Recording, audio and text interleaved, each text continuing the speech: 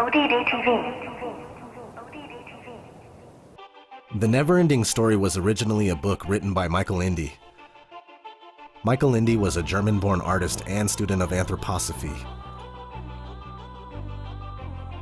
Anthroposophy is the belief of a possible direct connection with the hidden realities and God through inner spiritual work and even merging the inner worlds with the physical reality. His study of anthroposophy explains the immense amount of esoteric symbolism in the NeverEnding story. We're going to be going over the movie. It should be noted that Michael Ende hated the film adaptation of his book until his dying day. And though most would agree that the book is better, it doesn't change the fact that the movie is easy to fall in love with and that it was a childhood milestone for many of us that will never be forgotten. But get the book and read it, or listen to the audiobook. The movie begins with a boy named Bastian, who awakens from a dream and proceeds to tell his materialistic, realistic father about its contents. The father represents material and exoteric belief systems, the left brain, even criticizing Bastian to get your head out of the clouds and plant your feet on the ground. Bastian here represents imagination and creativity, the right brain. The word bastion evolved from the French word bâtir, which means to build, and is defined as a protrusion of a fortress to aid the defenders and ward off the attackers. Throughout the movie, Bastian is symbolic of the conscious mind, the observer of phenomena, at first just in the physical world, but eventually in both the physical reality and realms of the subconscious. In the dialogue with Bastian's father, we learn here that the mother has died, and this greatly affects Bastian. On his way to school, Bastian is stopped by 3 bullies who throw him into a garbage dumpster and call him names. The choice of having 3 bullies can represent a multitude of things. They could be symbolic of 3 vices which constantly plague the conscious mind, like ignorance, greed, and groupthink. After fleeing from the bullies, Bastian ends up in a bookstore in which the old owner stops him from taking a special book. Secretly, the owner really wants Bastian to take the book, and when he turns his back, Bastian is gone, book in hand. The old store owner is symbolic of the keepers of esoteric wisdom. They do not release their hidden wisdom unto the world, but unto those who seek it, are pure of heart, and are ready to receive the wisdom. The symbol on the book is that of the Double Ouroboros. The single Ouroboros is the snake biting its own tail in the form of a circle. The double Ouroboros represents the infinite balance of the upper and lower natures of being. Bastian runs to school and skips his math class to run up to the school's attic and read the book. Skipping math class is emblematical of throwing aside logical left brain limited teachings for creative right brain unlimited thought. Reading in the attic is symbolic of the initiate who retreats from the world to learn and progress in his spiritual studies. We have seen this in almost every religious savior or prophet from around the world. From Jesus, to Buddha, to Muhammad, we even see it in Batman Begins. Once Bastian begins reading the book, from this point on in the movie, we switch between the book's narrative and Bastian's real-life narrative. In the book, we are introduced to a world called Fantasia.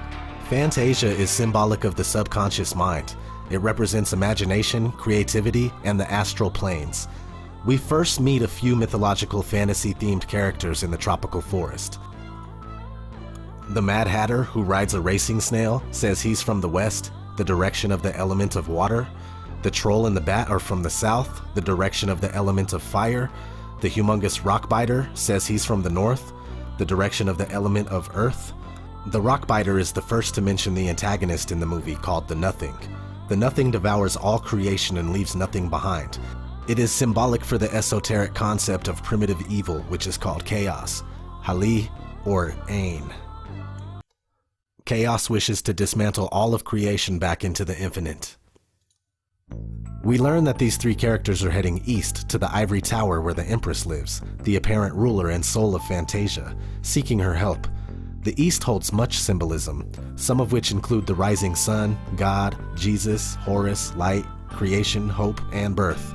The East is also symbolic of the element of air. We are shown a glimpse of the ivory tower, which is lit up with bright light upon a mountain, has a river flowing beside it amongst a lush forest, and is in front of a rising sun. On top of the ivory tower, there's 3 touching circles forming a triangle. This represents a multitude of symbolism, such as the Holy Trinity, the first 3 spheres on the Tree of Life, Kether, Chakma, and Banah, the 3 symbolic supports of Freemasonry, and the Father, Mother, and Son. Above the 3 circles is a fountain inside of a lotus flower. Above the fountain is a rose. This could refer to a form of the rosy cross or the origin of life. The Empress is not only a tarot card representing fertility, femininity, the giver, and the womb of life, but in Fantasia, she is the ultimate ruler of the realm.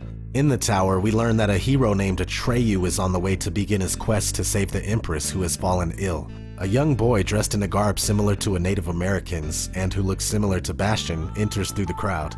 After being laughed at, he finally gains respect and is told he must divest himself of his weapons and company to succeed in his quest. Atreyu represents the conscious observer of the subconscious realms, the astral planes, and dreams. At first separated from Bastion, symbolic of our lack of control over our dreams and the astral, but ultimately we are both Atreyu and Bastion when we understand and gain control. The quest Atreyu embarks on is emblematical of our search for inner wisdom and ultimate union with God. We must do this by ourselves, without any weapons or armor. Atreyu is given a Double Ouroboros necklace to guide him on his journey, the same symbol on the cover of the book. Atreyu rides his white horse off through many different landscapes, symbolic of the endless realms of dreams and imagination. At this point, we are introduced to another antagonist, this time a physical being, Gmork, the evil wolf. The wolf is out to kill Atreyu, symbolic of our own fears and limitations. Atreyu, after unsuccessfully searching the landscapes for the cure, dismounts and walks with his horse through the swamp of sadness. The white horse eventually sinks into the swamp and dies, leaving Atreyu by himself. He stumbles upon a large mound in the middle of the swamp of sadness, who is the Ancient One, who holds the knowledge of the cure. The turtle is allergic to the boy and keeps saying, "I don't care about anything, and what's the point of trying?" This allusion is to the parts of our mind or others who are lazy, pessimistic, or weak, or to the branch of philosophic thought which believes life is meaningless. After telling Atreyu the Southern Oracle knows the cure, he then states she is 10,000 miles away, disheartening the boy. The Ancient One submerges and Atreyu continues through the swamp of sadness, draining his energy and eventually sucking him down below the surface. The swamp represents depression, sadness, and the peril of basking in these thoughts, which can literally stop your progression in life and possibly lead to suicide or death. Just as the boy is almost fully submerged, the evil wolf dashes and leaps at him, but instantly the clouds clear and Falkor the luck dragon swoops down and saves Atreyu.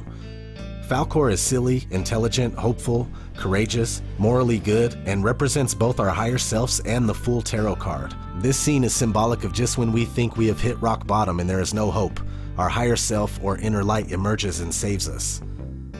I believe this scene is emblematical of the death and ascension of the soul, for Atreyu wakes up clean-healed and cuddled next to Falkor, like a child in his father's arms. Also, Falkor states that he has brought Atreyu 9,891 of the 10,000 miles needed for his quest.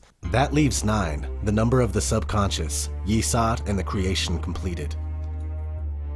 The reason Falkor, or the higher self, did not bring Atreyu all the way to the Southern Oracle was because Atreyu, us, has to complete the journey by himself and pass the test without help. Here we meet 2 gnomes who live in a cave, a man and his wife named Ingiwook and Urgel. Ingiwook represents the alchemist. His house is full of flasks, potions, books, and alchemical experiments.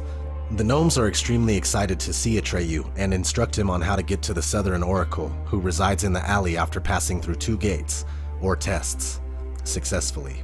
The first test is walking through a narrow corridor in between 2 golden cherubs. One needs self-confidence and courage, otherwise the cherubs open their eyes and shoot at the stranger, killing him. Dead. The cherubs can see directly through one's heart, and we are shown a knight in armor who is skilled trying to pass through, emblematical that even strong physical armor cannot save you if you have a weak heart, or you are fearful. The 2 cherubs and the narrow corridor is the picture on the Moon Tarot card, which is the passageway from the physical life to the higher realms. The 2 cherubs have large wings, each in the shape of a crescent moon, and are also statues on the Ark of the Covenant in the Bible. Atreyu runs into the valley and stops before the 2 cherubs. Ingiwook becomes frightful and doubts him. And even Atreyu begins to fear and doubt himself after seeing the skeleton of a dead warrior. The cherub's eyes begin to open and Atreyu finally gains the inner strength to run through, just missing the bolts from the cherubs. The second test Atreyu must pass is the magic mirror, which reflects the true self and can be very frightful to people who deny parts of their past or certain acts that they have committed. Esoterically, the magic mirror is known as the dweller on the threshold, who is the worst aspects of our personality in demon form. To accept and understand this part of ourselves and merge with it is the only way we can pass through, creating unity from duality. Now, treading through a snowstorm, Atreyu encounters the magic mirror. After looking deep inside, his reflection becomes transparent and he sees Bastion looking back at him. Throughout the movie, effects from Bastion's reality are experienced in Fantasia, and vice versa, hinting at the connection between reality and the subconscious. Bastion is at first scared, but continues reading, and Atreyu walks through the mirror, symbolically merging with Bastion, or in esoteric terms, the consciousness of the physical self is merged with the consciousness of the subconscious realms. Atreyu enters into another narrow passageway with two cherubs like before, except now they are blue and the sun is shining in the far background, and he finds out that the cherubs are the Southern Oracle. They are symbolic of the secrets of our subconsciousness we may discover through union with our physical consciousness. The Southern Oracle tells Atreyu that only a human boy must rename the Empress to save her. After they tell him the secret, they begin disintegrating. At this point, the Nothing has taken over almost all of Fantasia. Falkor takes Atreyu across the realm into the Sea of Possibilities. Falkor loses Atreyu in the storm and he awakens on the island beach amidst the Sea of Possibilities, without his necklace. In the meantime, Falkor is searching for him. The Sea of Possibilities represents Bana, or the abyss on the Tree of Life, the consciousness and possibility of all. The island is symbolic of Kether, or Chakma, on the Tree of Life.